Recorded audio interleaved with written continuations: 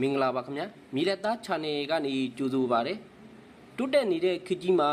အင်တာနက်ဖွင့်ပြီးဖုန်းကြည့်နေုံနဲ့ပတ်စံရှာလို့ရတဲ့နည်းတွေရှိနေပါပြီ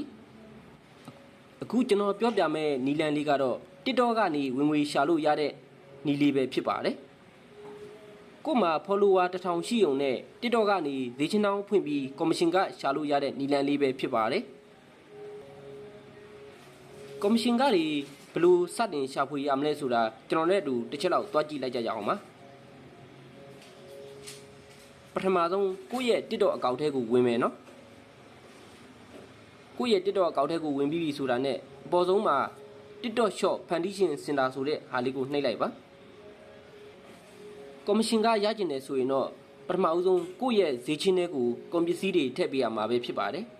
TikTok Shop Foundation Center ဆိုတာကိုနှိပ်ပြီးလို့ရှိရင်ဒီအောက်မှာကုန်ပစ္စည်းများဆိုတဲ့ချင်းလေးရှိတယ်နော်အဲ့ဒီကိုတစ်ချက်နှိပ်လိုက်ပါနှိပ်ပြီးပြီဆိုလို့ရှိရင်ကိုယ့်ရဲ့ဈေးချင်းထဲမှာဘာထည့်မလဲပေါ့နော်ကိုယ့်ရဲ့ဈေးချင်းထဲမှာဖက်တွေထည့်တာကျင်တယ်ဆိုလို့ရှိရင်ဖက်အမျိုးမျိုးလို့ရိုက်ရှာလိုက်မယ်နော်ရိုက်ပြီးလို့ရှိရင်ဒီမှာပေါ်လာပြီ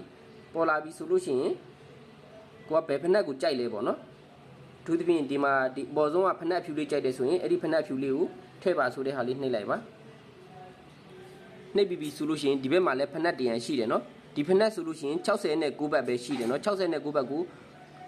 commission က10ရမှာဖြစ်ပါတယ်ဒီဖက်တရံရောက်ထွေထားနေပဲအဲ့ဒါလေးကိုလည်းကိုယ့်ရဲ့ဒေချင်းတောင်းထဲကိုထည့်လိုက်မယ်ပေါ့နော်အဲ့လိုမျိုးထည့်ပြီးဆိုလို့ရှိရင်ဘက်ကိုပြန်ထွက်လိုက်ပါပြန်ထွက်ပြီးလို့ရှိရင်ခဏစောင့်မယ်နော်လိုင်းမကောင်းသေးလို့ပဲလိုင်းကောင်းလို့ရှိရင်ခုနကကိုထည့်ထားတဲ့အားလေးကပေါ်လာမှာဖြစ်ပါတယ်ခုဆိုရင်ခုနကပထမထည့်လိုက်တဲ့ဖက်အဖြူရောင်လေးပေါ်လာပြီးပေါ့နော်အဲ့ဒီဖက်အဖြူရောင်လေးက